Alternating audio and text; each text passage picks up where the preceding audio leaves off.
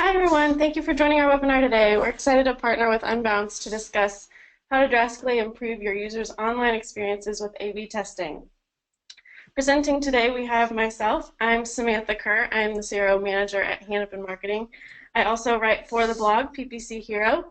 I've been with the company for about 2.5 years. I'm going to go ahead and toss it over to Kate and let her introduce herself, and then we'll move on to Dwayne. Hey, I am Kate Wilcox. I'm the CRO coordinator at Hannafin Marketing, so I work very closely with Sam. I also write for PPC Hero, and I've been here at Hannafin for almost a year in January. My name's Dwayne. I run performance marketing at Unbound. So basically, I do like AdWords and Facebook, and I've been at Unbound for about like a year and a half, I guess. And though I don't write for the blog, I do read PPC Hero, and it's a delightful blog. Awesome. And our Twitter handles are right there, so feel free to tweet us any questions. In regards to that, also hashtag ThinkPPC with any questions that you have, or feel free to send over those questions in the the webinar chat box. A little bit of background about who Hannafin is. We are the agency behind PPC Hero, as we mentioned, the world's most trafficked PPC blog, as well as HeroConf, the largest PPC conference. So next April, we'll actually be in LA for the US HeroConf. You can find out more information about this conference at www.heroconf.com. More specifically, we're an industry-leading digital marketing agency that manages and optimizes clients' paid search, paid social, and display programs. And a little fun fact, our first and second clients are still with us today, 12 years later. So in regards to our clients, here's just a little look at who some of those people are. So Hannafin works with big brands and Fortune 500 companies in a variety of different verticals. So you can see there the Weather Channel, Icelandair, Shoe Carnivals, just to name a few. So check out more of a client's page on hannafinmarketing.com. Awesome. So we're going to move right into our first poll question. How long have you been in PPC? So I specifically have been in PPC for as long as I've been at Hannafin, actually, so 2.5 years about. Dwayne, what about you? I'm closing in on 10 years next month. This month, I guess, since we're in December already. So yeah, 10 years, which makes me feel really old sometimes. Awesome, you've got a little bit more experience than I do. And Kate, again, you've been with Hannafin for a year, so. Yeah. I mean, in the way, obviously, we start out at Hannafin as solely focused on PPC, so I spent about 3 months solely focused on PPC, and then I jumped ship. So now I dabble, but I don't specialize in PPC. Awesome. Well, it looks like the majority of our folks watching are in the same boat as you, Kate. So, so awesome to see. Moving on to our next poll question. Let's see here. Our second question is, how long have you been doing CRO? So for myself, I've actually been into CRO for about 1.5 to 2 years. So I started about 6 months, and that's when my interest really developed. But I've been in my role specifically for about 1.5 years. So Dwayne, what about you? I know it's about 10 years for PPC, but when did you dive specifically into CRO? I guess it depends on how you define zero. I think people have different definitions of that, and so I'd probably say probably the last 4 or 5 years, just depending on how you define it. And especially when I lived in the UK, a couple of the jobs I had, I focused a lot on doing just as much of A/B testing and running our analytics as I did like running all of our paid, just because we were a small startup. So like for almost 10 months, all I did was like spend half my time running tests, the other half time to make sure no one like mucks up my tests. Awesome.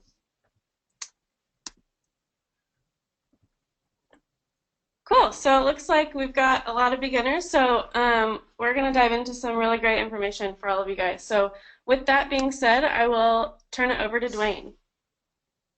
Awesome, thank you. I think before we begin, I think one thing we need to keep in mind, one thing we need to be cognizant of, is that whether you call it A/B testing, CRO, or multivariate testing, you can call it by all those names and none of those names at the same time.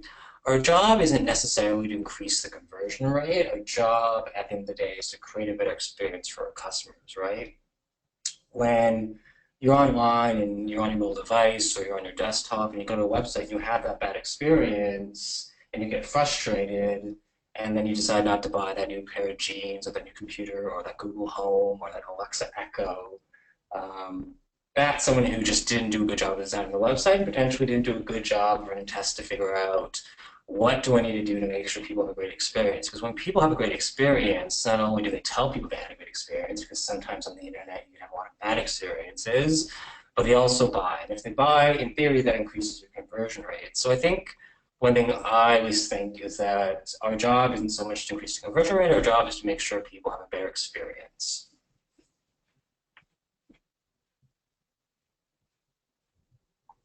So now that we have that sort of settled down, at least from my point of view, and the ladies will either agree or disagree, but I hope they'll agree with me on that. There's a question of like, why do you test or why do you not test? And I've heard all the excuses in the world. We don't have enough time, which is a great excuse, or we don't know what we're doing, which is another great excuse. But at the end of the day, those are all excuses, right? If you believe something's important, you're going to make the time. And if you don't know something, we have a thing called the internet where you can always research and figure out how to do stuff. I kind of believe these days, and especially heading into 2017, that there is a video, an article, and just about anything you can think of, no matter how niche you go, even if there's only like 100 people in the world who do what you do, there's someone who's written about it before, and if not, it's a great chance to learn and write about it, because if you can write about it, that means you can explain it. If you explain it, that means you understand it. If you understand it, that's always a good thing to increase your knowledge. So let's get into why do you test. Usually we test to do one of three things. I would say you increase your performance, i.e. make more money. I'd say consumer insights, or at least learning about your customers or your potential customers and like what they want and what they don't want. A good example on Bounce is our CRO manager, Michael Agard. He's Danish. And so a lot of times he will run polls on our different landing pages on our website to try and understand what people come to our website for. Even though Unbounce has a great name and lots of people know it as the place with a great blog and a platform that helps them build landing pages, it's always good to understand why people are coming, because we have lots of different kinds of customers, right? We have people who work at agencies, we have people who work client side, we have lots of nonprofits and startups and education clients, and they all have slightly different needs. So running polls are a great way to understand why someone came to the site and what information they need to know to buy. But then the other reason to test, which makes a lot of sense, is you kind of want to get rid of what I call banner blindness or banner fatigue. You want to rotate offers. You don't want to have the same ad up all the time. And I think testing is a great way to find out like what offers or what pieces of features and benefits in your ad do people want, so that they'll buy your product and increase your performance in the long run. And as a little quote there, which I didn't come up with the quote, and I don't even know who came up with the quote, but it always says there's always room for improvement, right? Even if you have enough traffic to run a test. And I think that's kind of really important, as long as you've got enough traffic, and we'll talk about that later on in the presentation and the webinar, there's always room for improvement. You can always do better. Sometimes it's not easy to do better, right? Because if, let's say, you perform at 50%, it's easy to probably get to 80% or 90% performance. But if you're obviously already at 90% performance, it's really hard to move to 95 or 96% performance. But that, I think, is what makes our job really fun. If you're already at 90%, you just got to work 5 times as hard sometimes to move the needle on the business, but when you do move the needle on the business, you feel really great and really gratified. But then there's why do you not test, right? I think there's some important reasons here. Risk, you don't know if you'll do better. And even though some people bring this up as an excuse, I think you should always take the risk. I've taken many risks in my career, and some, I'll be honest, did not work out, but a lot did work out. More times than not, most risks do work out. So even if you're somewhere and someone says, oh, we don't want to do that because it's a risk, unless it's like Christmas or Boxing Day, you generally don't want to run too many tests during that period of time, because you have a lot of traffic on your site and you don't want to potentially alienate lots of people. I don't think there's a reason why you shouldn't test throughout the rest of the year. You've got summer, you've got autumn, you've got lots of other periods that maybe aren't key points for your business. So outside of someone saying, let's not run a test over Christmas, I think the risk idea of why you shouldn't test isn't always the best reason. And then you don't have enough traffic. I don't think there's necessarily a precise number of how much traffic you necessarily need, but the general rule we have in Unbounce is kind of like you want to get to 100 conversions or 100 leads or 100 customers. But again, that's all relative, right? If you have 100,000 people coming to your website, but you only have 100 conversions, the disproportion between how many conversions and people come to your website is really lopsided. So even if you have 100,000 conversions, you have to keep that. Even if you have 100 conversions, you have to keep that in mind based on your conversion rate, i.e., you probably want to have a 1, 2, or 3% conversion rate when you compare it to those 100 conversions. Otherwise, it's going to be really hard to say that this test was a valid test and you don't have false positive. And as I said before, there is no risk if you take no reward, and there's no reward if you don't take any risk, i.e. take risk and jump off the cliff, because it's the best thing you can do for your career, an A/B test. Yeah, absolutely. And I just want to add to that in terms of taking risks. Some clients will be kind of nervous to start running A/B tests. They ask, what happens if the test loses?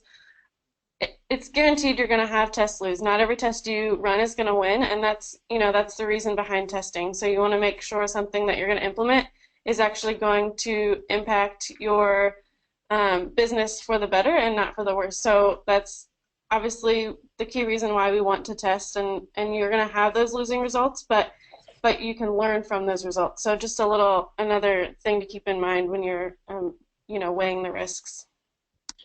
Yeah, and I think we always learn more when we lose, right, or when we fail, when we don't come in first place than we do if we always win all the time. So losing isn't a bad thing. I think losing is actually a really good thing for the business, because you now know what not to say, what not to do, and that just means you've got lots of other options and things you can test that's potentially going to move your business in the right direction. Exactly, yeah. So I wanted to bring up also that, like, with the risk, don't let it scare you away from testing because you think there might be a slim possibility of losing. It's one of those things that, like Sam said, you're going to have losing tests and you're going to learn from them. So just get over it and test things, but know that if it's going to be a huge tank in your conversion rate, you're probably not using accurate data to inform that testing suggestion in the first place. So just don't let losing scare you away from testing in the first place. I kind of often say if you're afraid of something, you should totally do it, because those are the best things to do in life. Yes, face those fears. Do it. Yes. So let's talk a little bit about A/B testing in general. And the reason we put this in here is because I think we all want to be on the same page or the same sort of platform about what A/B testing is and what A/B testing isn't. I spent a long time in my career, probably more times than I spent working with people freelance, and I've worked for like lots of agencies and nonprofits and PR shops. Everybody has a different idea of like what A/B testing is, or what digital marketing is, or even how to use Google Analytics, God forbid. And I think making sure we're on the same page means that the rest of this presentation will really be a smoother experience, because you'll have a good starting off point. If you think of A/B testing as a marathon, you're at the start of the marathon. You want to make sure you start off on the right foot. Now, I think one thing, if A/B testing is new to your organization or it's something new you've only started in the last year or two, I think a mistake that I've made and we all make when we start off is sometimes we decide we're just going to test something. We don't have a reason why we're going to test it. We just think, oh, that looks off, or I don't like the way it is. So it's really important to make sure that you have like a hypothesis, right? You need to know like an idea of why you're going to test or why it's important to test, right? So you need to come up with, if I do X, I think Y is going to happen. And then if you make sure that Y does happen or doesn't happen, then at least you've learned why people don't want to take that offer or click on that button, or they don't like that image. So it's very important to have when I do X, Y is going to happen hypothesis when you run tests. So if I change the image or change the offer on the sub point, I think more customers are going to buy our product. So like a good example of Unbounce is we used to have a really long headline that talked about like A/B testing and building and launching and publishing landing pages. And we found that a lot of people focused on the A/B testing because maybe that's what they understood out of the whole build and publish landing pages. And we found that if we tested and took out A/B testing, people understood what we did as a platform a lot more. And even though that was a huge risk because that whole tagline was on our website for years and it's what people really understood about us, it was worth taking the risk, i.e. if we remove A/B testing, people have a better understanding of what we do, which thankfully they did. Ideally, in the long run, more people will buy a product because we're not really an A/B testing platform as much as we're a platform to build landing pages and build sort of conversion opportunities on your website. And as I said, make sure you kind of know what you think the outcome will be. So you have your hypothesis include the change you're going to make, what the outcome is going to be. And it's okay if you're wrong, as you said earlier. It's worth taking the risk to find out things that don't work out or do work out.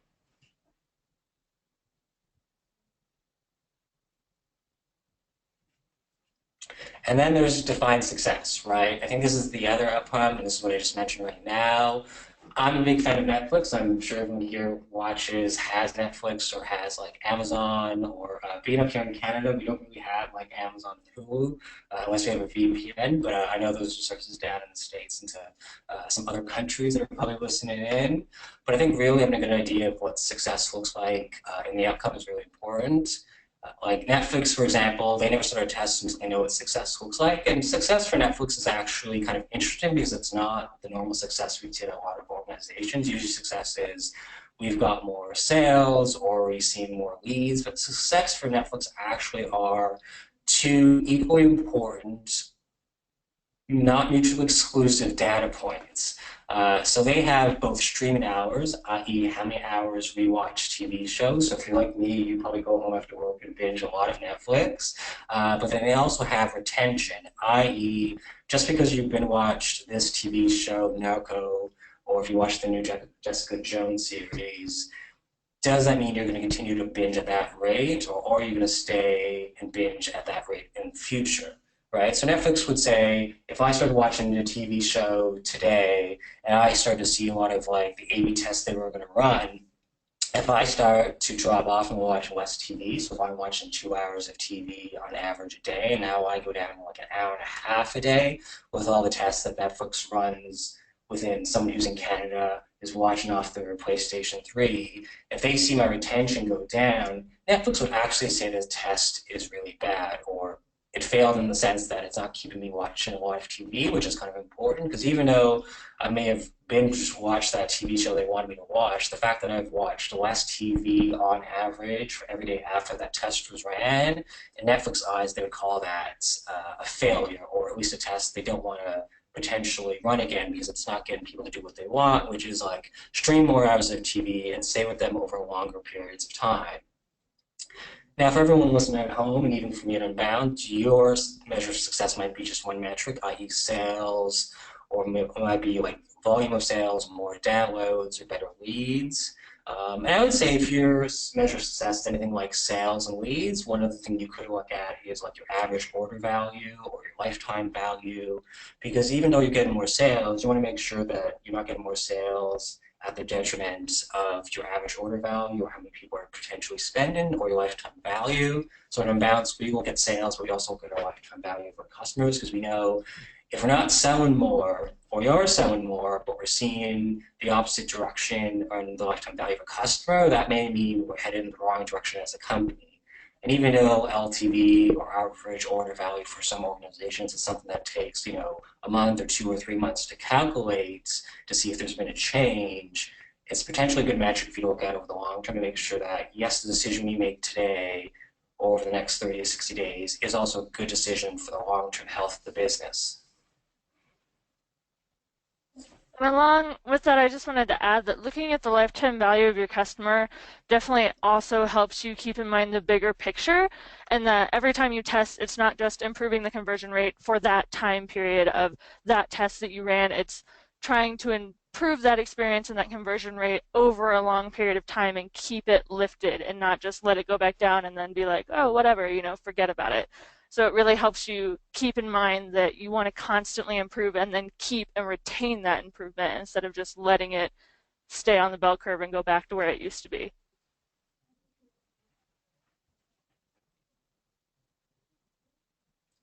The other big point I want to make in this test, and this is really important, this has happened to me at places I've worked, I think especially startups where maybe there's a smaller set of people. For those who don't know, HIPPO stands for the highest opinion paid person in the room, and i.e. that means if you're in a room with a lot of senior people, there may be like a chief marketing officer or a VP of design. Sometimes in some organizations, you have the challenge of that person's opinion is the one that rules, and sometimes their opinion isn't based on fact or data, it's based on the personal gut. And even though this can be really hard, one thing you need to do is champion that we need to do decisions based on data. And so one thing I think you'll learn for those of you who've only done this for like a year, or maybe you've only been in the industry for the last 3 or 4 years, one lesson I think I learned really early on is how to like position things and how to say things in the most professional, polite way possible. And generally, sometimes that comes about me asking questions like, how did you come to that decision? Or what data did you use to make that decision? I sometimes call it the dumb guy method. I will ask questions and appear to be really dumb, and that way people will answer my questions, and that will help me lead down the path to make sure that we do decisions based on data, not decisions based on personal facts. Because as much as I personally have lots of opinions, and friends will tell you this, my opinions don't matter if they don't match what the data says, i.e. I should follow the data to lead the way because we want to all make more money in the long run.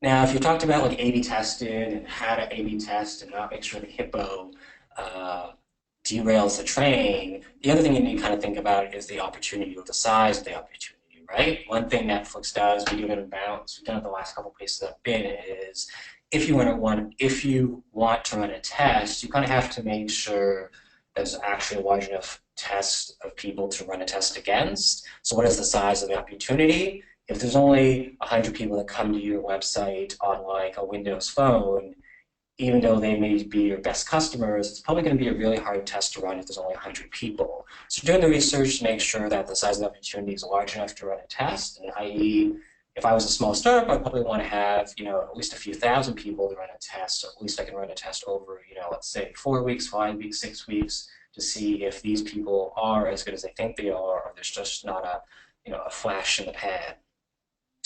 And then the other flip side of that is even if you have the size of the opportunity, do you have enough time to run a test, right? It's December 1st today. If someone came to me today and said, we're going to run a test, my challenge would be, well, it's December in basically 3 weeks. And I would say about the 16th or 17th of December, lots of people are going to be on holiday. So making sure you have enough time to run a proper test, and it's not going to be a quick test where you have a false positive, is really important. And then looking at whether you have enough room to get like a significance, or some people call it a confidence level. And significance is basically, if I ran this test again, this is the outcome that would happen. And what I'll put in the chat box later on is a link to A/B testing CRO significance test calculator, where you can enter in the numbers like your traffic and how many conversions you got. And the software can basically tell you if you've reached a test that's significantly significant, i.e. if you ran this test again, the outcome would likely be this outcome that you got, whether it's positive or negative. And then the other thing I think to keep in mind is even if you have enough people to run a test, if you're going to A/B test or multi-test something, is there enough people in that test to actually split them into a control group, i.e. the group that doesn't get anything, or the treatment group that gets the new landing page or the new home page, new experience that you want to test out. So make sure you just have enough people in the test is really important, because there's no point running the test and finding out later on that it wasn't really valid because you didn't have enough people, or it was valid but you had to run it for like 6 months, which would be a really long time to run a test. And I would recommend you not run a test that starts to hit, the 4, 5, 6 month period.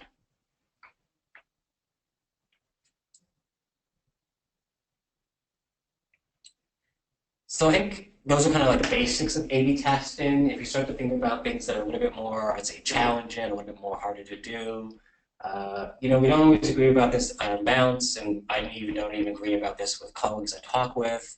But there's the idea of you just change a button, you just change the color. Your CTA is orange, and then you change it to blue.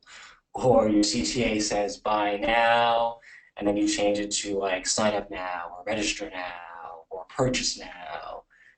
Yes, you can do those tests. The question is, should you do those tests? Does it make sense to do those tests based on like who you're going after and your market size?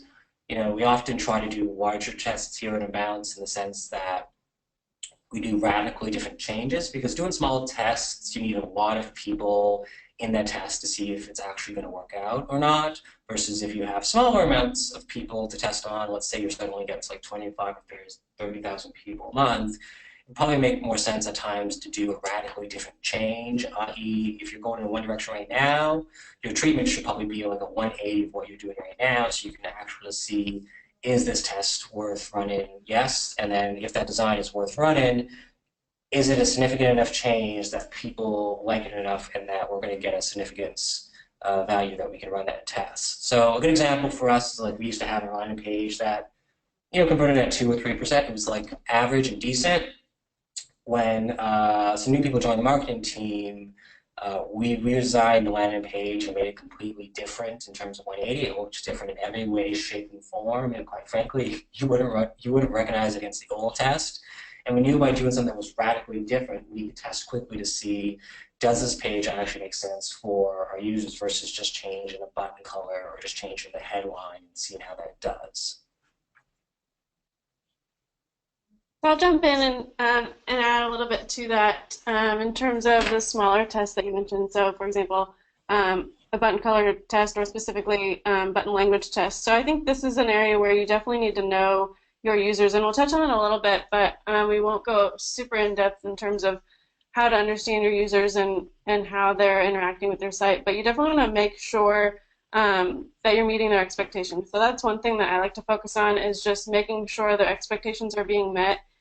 When they click on, for example, an ad, do they land on a page that directly speaks to what they were looking for? And so in relation to those smaller tests, for example, if a button says submit, a user might just think that their information is going to be submitted. And of course, this is a very general example, but it doesn't tell the user what's going to happen. So for example, if they're scheduling a demo, make the button emphasize that that's what they're going to do. Or if it's a multi-step form, maybe emphasize what's on the next page so they can expect what's going to come next instead of just guessing. If the button were to say something like submit or something general, you just want to kind of set those expectations.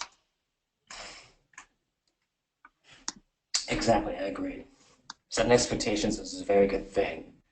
And when it comes to setting expectations, a good thing to do is create a better experience for users, right? If you're going to make a change, make sure people understand why you're going to make that change. And when you make changes for users, and I said this earlier to start off this webinar, our job is to create better experiences, and the byproduct of a better experience, ideally, if all things goes as planned, is a better conversion rate. And a good example, we're doing it here in Abounce a lot in the last 6 months and into 2017, is we're trying to go more international, and so that means we have a blog in Portuguese and a blog in Spanish, and we have a German blog. Netflix is very good at this as well. They try to localize a lot of their treatments, whether it's changing House of Cards and saying it what it would be in like French or another language, changing the background image. A good example is in lots of parts of Asia, the team is, if I remember correctly, is not a good number, and so like if House of Cards had like House of Cards 13 in it, they'd probably try to change that not to antagonize or piss off people in another culture. And then also just making sure things like the background, everything makes sense and things aren't off in terms of like design and pictures. So trying to create a localized experience as much as you can, if you have enough traffic to your website, is always a good thing, because generally people prefer to buy in their local language or in white brands and observe their local customs and cultures.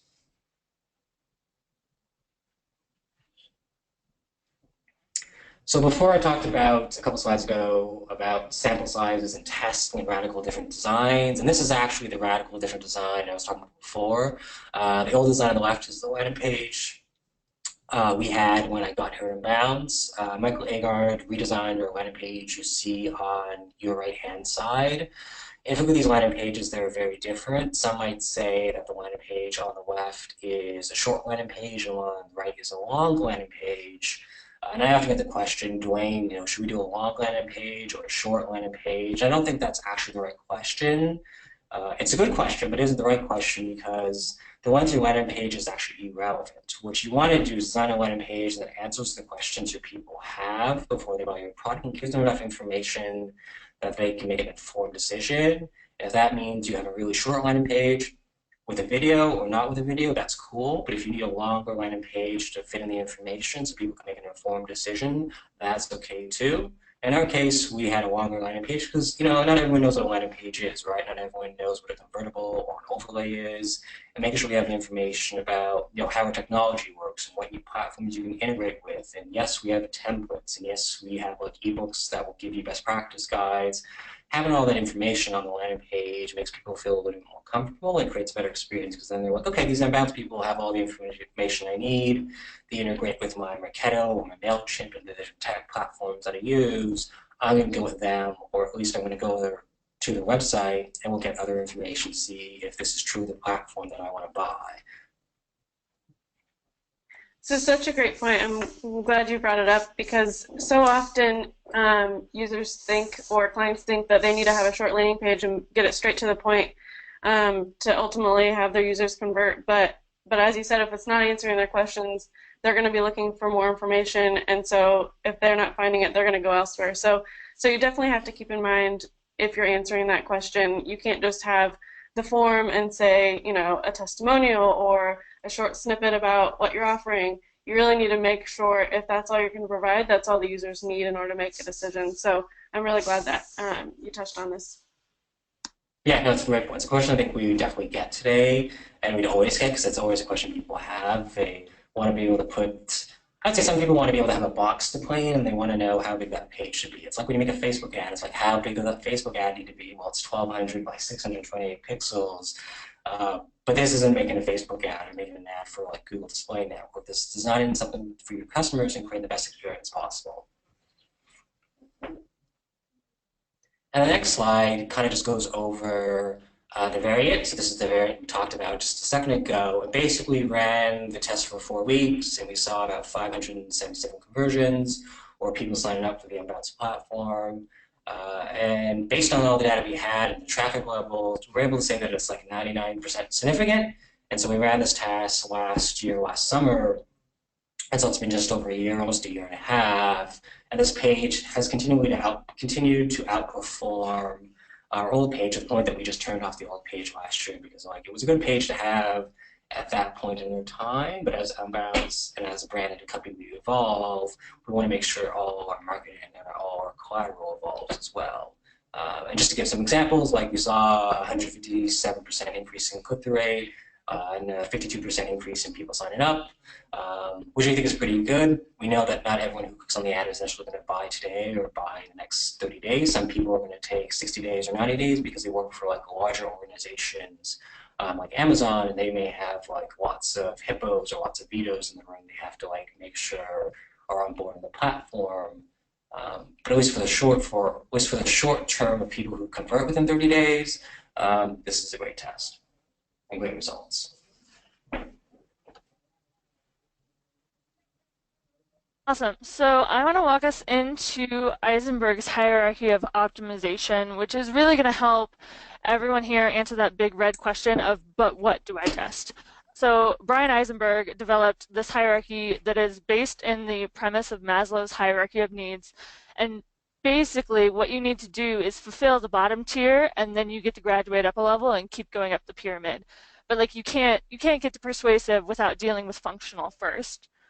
So the whole premise is that on your site you need to address the first level and then work your way up the pyramid when you're looking at things specifically to test. So you need to test through the functional level and then go up. The functional, accessible, usable level, this is all generally like the actual site components. It's generally not the content, but how it's built, the back end, things of that nature. Intuitive persuasive is generally a lot of UX psychology and actually getting into what your users want, need, or what could nudge them into that conversion. Awesome. So we'll dive into the specific levels of this hierarchy, starting with functional. So as it says, the site has to be functional. So does the website work? Is it free of errors? Those are things that you need to look at. If a user can't use the site, then there's no point in testing because they're not going to be able to do anything. So making sure that it's fast enough, that it's free of bugs, is it working on all devices and browsers, and that kind of merges into the next couple of tiers, being accessible and usable. But making sure that it works is going to be the most important. And I found it ironic, while we were creating the webinar, I was logging into user testing and I happened to stumble upon this page. So clearly something was going on. There was some kind of bug, and it just wasn't functional. It looks like this was potentially a backend thing that I shouldn't have been seeing. So I just found it very ironic that mid-webinar creation we ran into this. So that's just one example of why you need to make sure your site's functional before you start your testing. The next level is accessible, so making sure that everyone can reach the site. So no matter what browser they're using, what device they're using, their skill level, you want to make sure that your site can be used by all of these different people. And the example we have here is just considering, this was actually a test we did run in making it easily used on a mobile device. So for example, this was a form to fill out and the user was browsing on a mobile device. So what we did was we tested, hey, let's make it as simple as possible for those users who are entering their phone numbers, and let's provide them with the phone keypad rather than the alphabet where they then have to click towards the numbers. So that's an example of how we tested within this accessible tier, but just making sure that, like we mentioned, everyone can use and access the site. Okay, so on a usable level, this is easiest to explain when we're talking about switching between Windows and Mac OS. So I'm sure a lot of you have had this experience, but people that switch from Windows to Mac OS tend to not have a whole lot of issues. Mac is a very usable operating system. It's very basic, which is ironically why a lot of Windows users don't like it. But if you do vice versa, if you try and go from Mac to Windows, especially, Windows 10, you can get very, very confused and you have to be trained. You have to be told what to do. Basically, it's not intuitive and how to use things. So usability, the usable level is it super easy for a user to just use it? They don't have to think about it. It's just natural for them to figure it out. So this is a lot of times we see this in navigation, and when people want to jump on the trend bandwagon and implement a brand new site navigation that breaks the trend of that vertical or that industry, and then users are familiar with websites in that industry, and this one specific website breaks that pattern, creates friction because they're trained on how to use a site in that vertical, and then all of a sudden you throw a kink in the wheel and they have no idea what to do, no idea how to get anywhere, causes problems. So here specifically, we did this with a site that had originally inline navigation, so you can go deeper into the site via navigation that was in the middle of the page. Not very stereotypical. We really nowadays expect to see that navigation on the side of the page, kind of like we do in e-com with filters. So we just moved that navigation over from inline into the sidebar, and we saw a huge lift in the entire site's engagement. So users were not only engaging with this page more, but they were going deeper into the site even after they left this page and staying there even longer, which is definitely one of those engagement metrics that we really wanted to jack up, basically.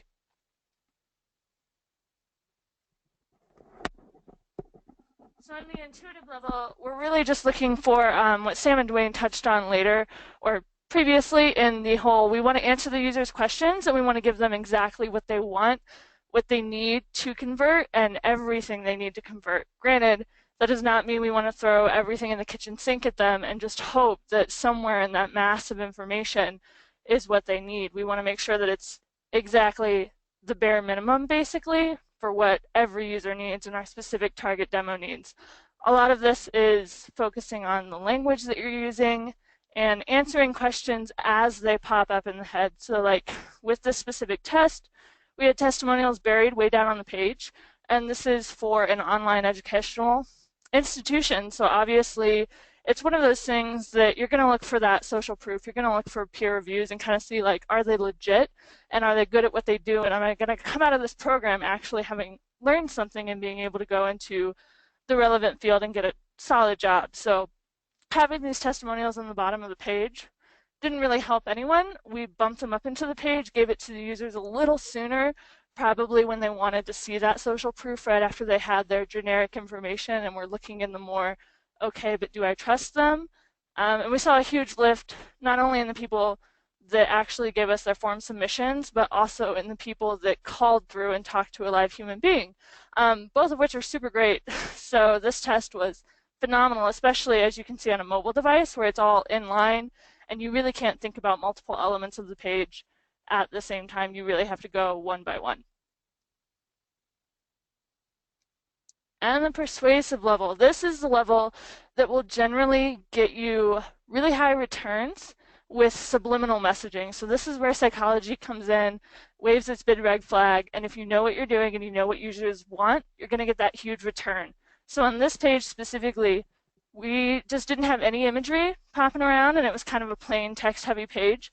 So we just put a relevant image on the page. We actually lengthened the page a bit, but we lifted page engagement, which isn't incredibly relevant for this entire page, but they were interacting with it more, they were staying on it longer, and then they were also downloading the resources this page offered at a much, much higher rate. So it's just one of those things that super subtle changes that can really help your users nudge into that conversion.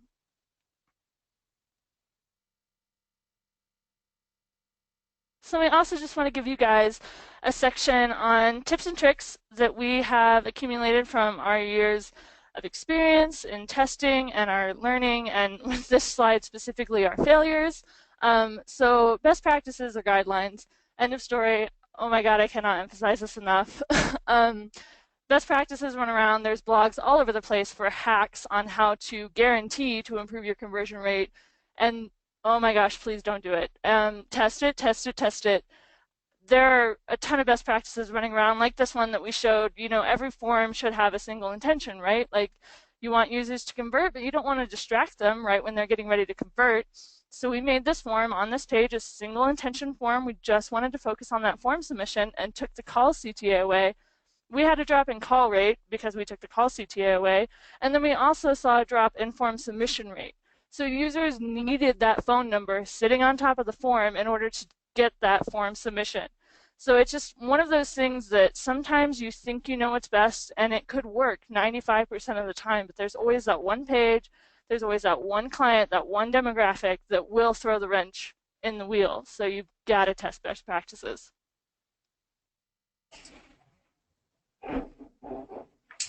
Yeah, testing is really important, and understanding how people interact and use your website. And so there's a great piece of tool out there called Hotjar. If you haven't heard about it, they're a startup out of, I want to say they're out of Germany. Maybe they're not. Anyways, they're a startup, and they have a host of analytics and feedback tools. From you can use heat mapping on your website to see where people scroll. You can have videos record of people using your checkout or filling out forms.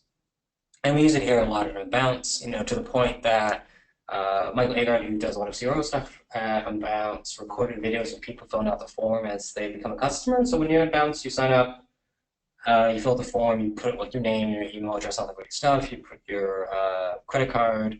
But what we found is when people fill out the address, people, which makes sense, don't all fill out the address the same way. Some people do like their apartment or unit, hyphen, space, hyphen, they put their address. Some people just put their address and put the unit in the second row. And by running videos on Hotjar to find out how people filled it out, we actually found out there was a bug that prevented some people filling out the form and banning us as a customer.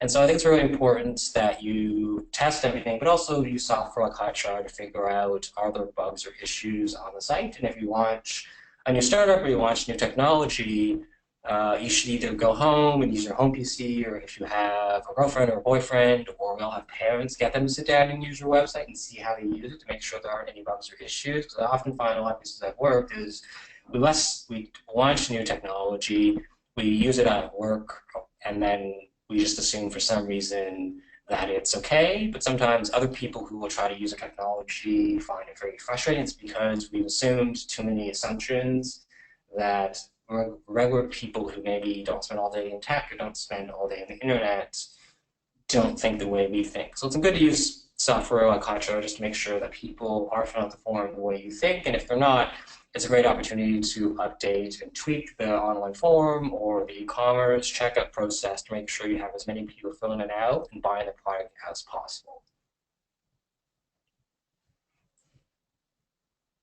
Awesome. So that kind of leads us into the users. So Hotjar is definitely a tool to use when you want to know how your users are engaging with the site.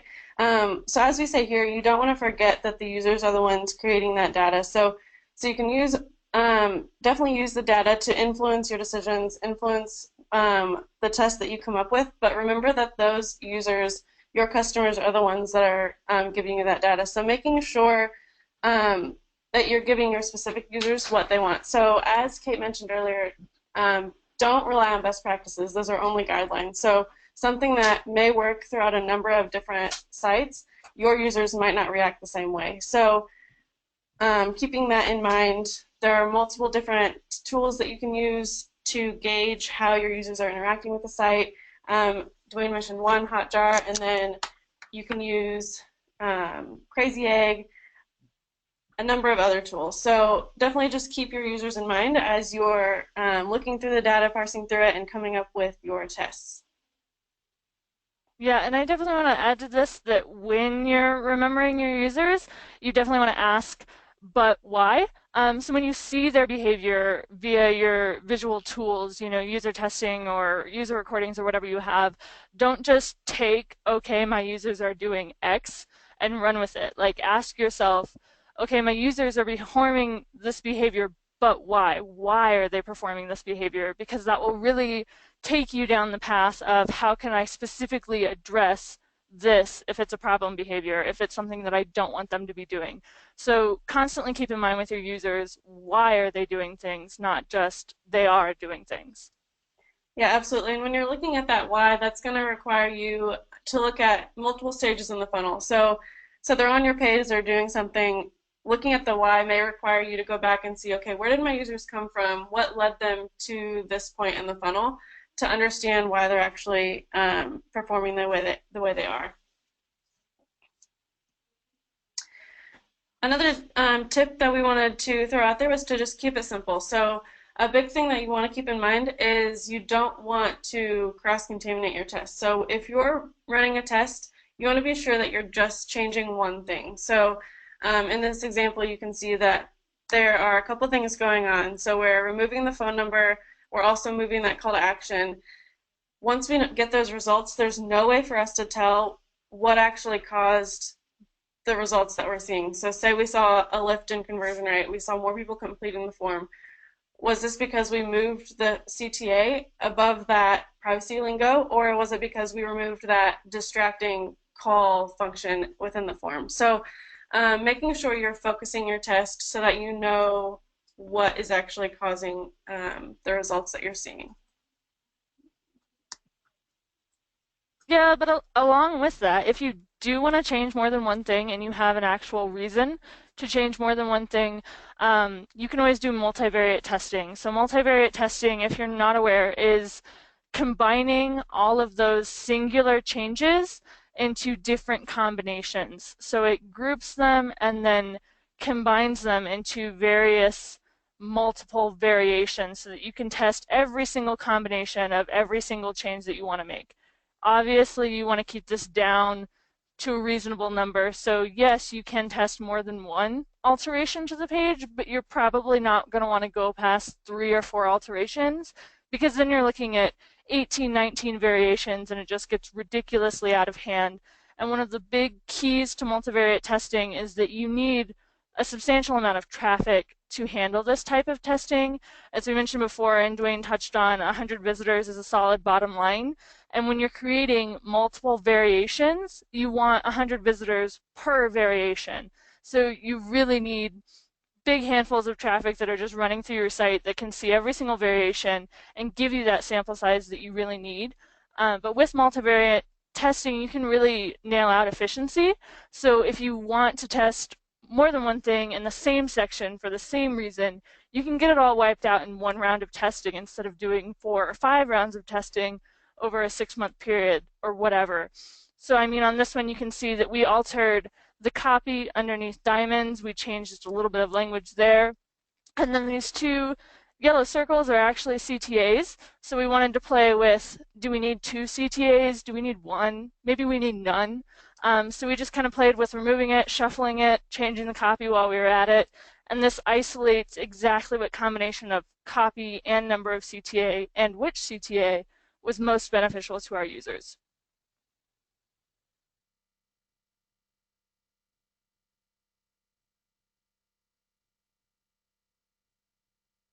So we talked a lot with a lot of great tips, and I guess where I want to end off is, and I said this earlier, but I want to repeat it because I think it's really important. It's where we sometimes mess up, is you don't want to make sure that data informs, and you're not going to gut your personal opinion. I think having a gut personal opinion is great, but that's no replacement for having actual data and having an informed opinion. And as I said before, Netflix looks at two things. They look at hours of play and retention, and not one is more important than the other. They're both really important. They want you to watch tons of TV, but they also want to make sure they retain you over the long term. And even for us at Unbounce, even though in the short term we look at customer sign up, we also look at average order value if we're e-commerce, but since we're not, we look at lifetime value of a customer because we want to make sure that we're not degrading the lifetime value. Or if we didn't want to look at lifetime value, we could also look at ARPU, or which average revenue per user, i.e., which would be AOV if you're in an e-commerce business, and just making sure that you understand what your metrics are really important. And then we talked about this earlier, making sure you have enough traffic and making sure you don't test too many things at once. Because you start to run 2, 3, 4 tests, they could potentially interfere with each other, and then you end up with a false positive or a positive false, and that's not a good thing to have.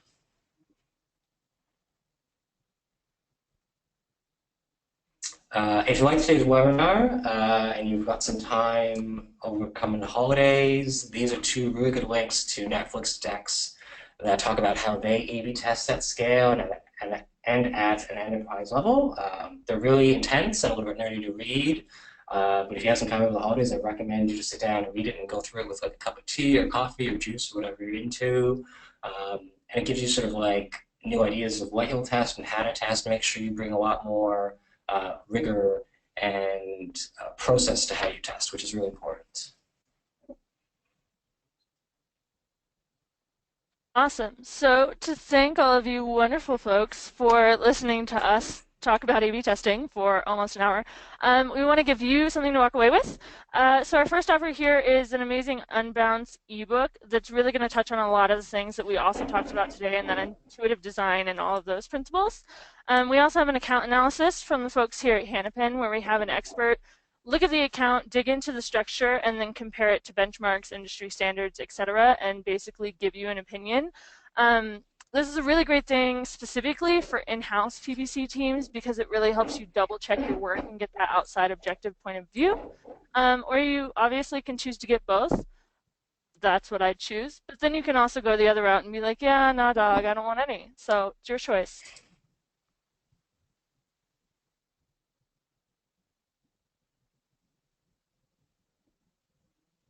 Awesome. So we'll move into a live Q&A. And the first question that we will talk about is how do we decide where to start and what to test? So I'll take it. So obviously, there's a huge array of tools out there in the world that are specifically built for our testing purposes here in CRO land. As Dwayne mentioned, Hotjar is an amazing tool. We've also got Crazy Egg, and VWO does a great job too of pulling heat maps, scroll maps, user recordings, mouse tracking, eye tracking. All of this is data that we can use, not to mention the amazing Google Analytics. So you can pull all of this data and look at it to find your leaks in the funnel, find your big red flags, and then basically go from there.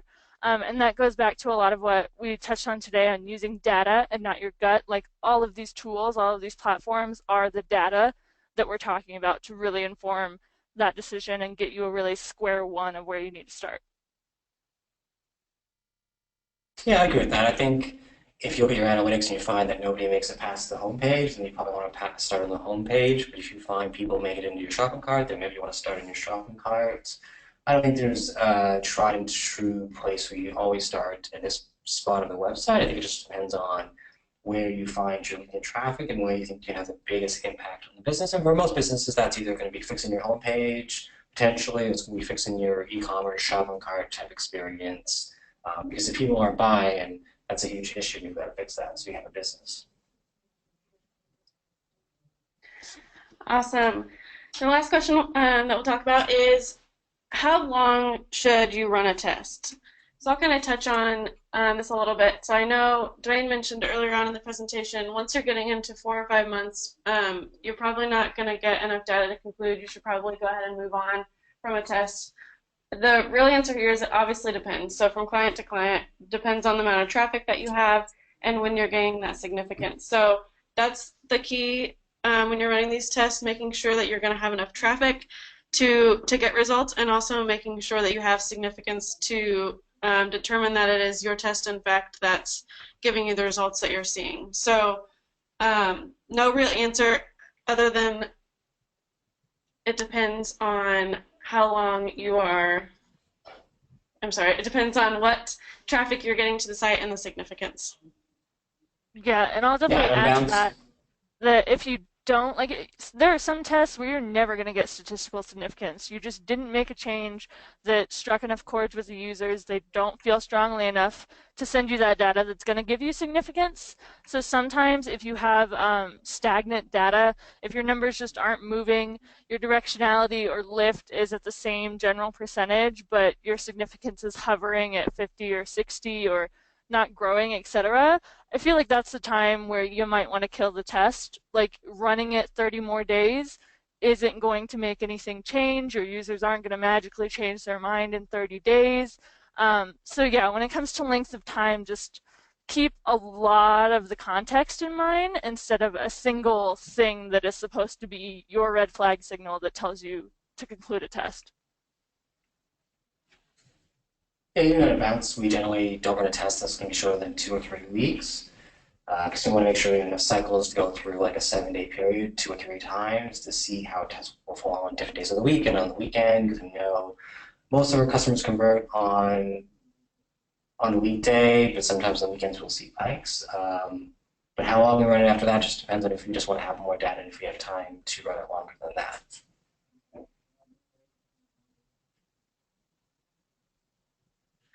Awesome. Well, we wanted to thank everyone for attending the webinar today. I hope you got a lot of great information. As we said at the beginning, if you have any questions or you're watching this back and you come up with questions, feel free to catch us on Twitter. Our handles are at the beginning of the presentation, and hashtag ThinkPPC, and we'll address those questions. Also wanted to thank Dwayne for joining us today as well. It's great talking with you. Thanks for having me, ladies. I appreciate it. It was fun. Awesome. Well, have a great day, guys.